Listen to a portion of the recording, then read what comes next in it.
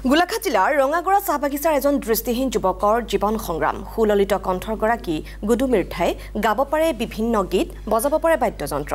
সংগীতৰ পথাৰত খোজ দিয়াৰ সপোন পুহি ৰখা দৰিদ্ৰ গুডু মিৰ্ধাক প্ৰয়োজন সুহৃদয়বান লোকৰ সহায়ৰ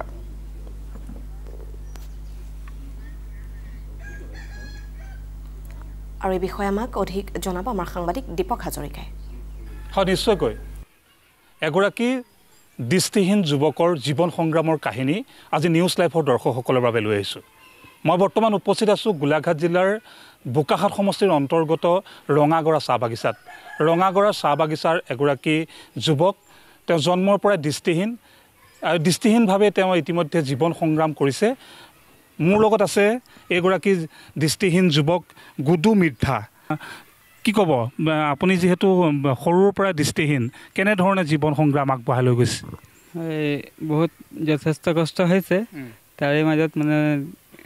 বাইবিন্দ সহায় কৰিছে আৰু আমাৰ ওচৰ চুবুৰীয়াও সহায় কৰে বাৰু যথেষ্ট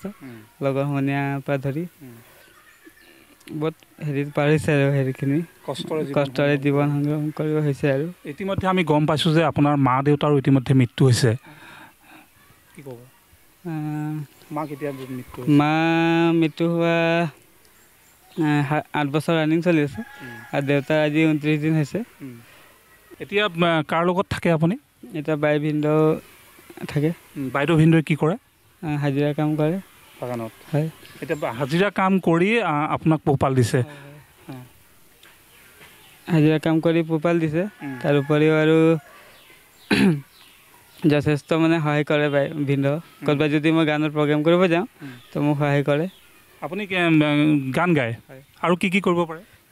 গান গাওঁ আৰু বাদ্যযন্ত্ৰ বজাওঁ বাদ্যযন্ত্ৰৰ ভিতৰত কীবৰ্ড বজাওঁ